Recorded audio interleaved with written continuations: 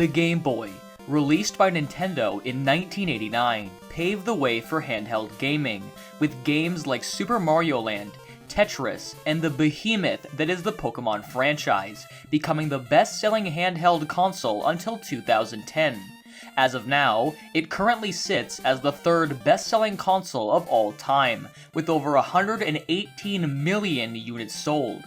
Due to this success, a lot of third-party accessories were made for it, with things like lighting devices, this amalgamation, and even a medical sedation device. However, the thing I'm here to talk about today is the Game Boy Camera.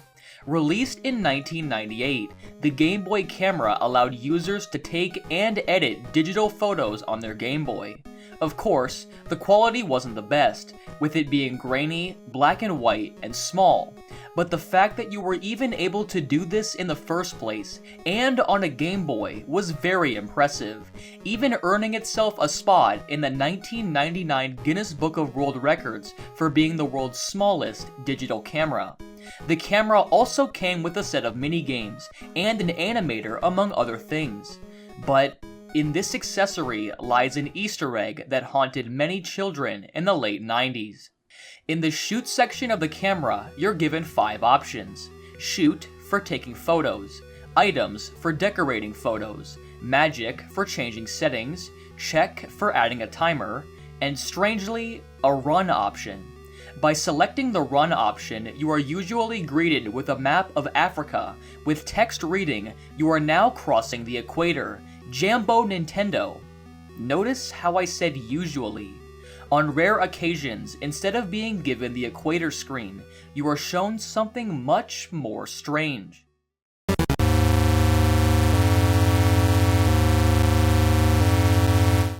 An unsettling image with the text, "Who are you running from?" And by attempting to leave the screen, the face will reappear with the text now saying, "Don't be so silly." One of 3 different faces can appear, with different music accompanying each, with an extra 2 faces on the Japanese version. The question is, why is this in a Nintendo product for kids? And more importantly, who are the people in these photos? After looking through various videos and doing some research, none of the people in any of the photos have been identified. Not a single trace of them anywhere in relation to the strange faces. This is due to the low quality of the grainy and black and white photos, as well as the editing and distortion done to the photos, causing them to be unidentifiable, although they are most likely Nintendo employees who were working on the project.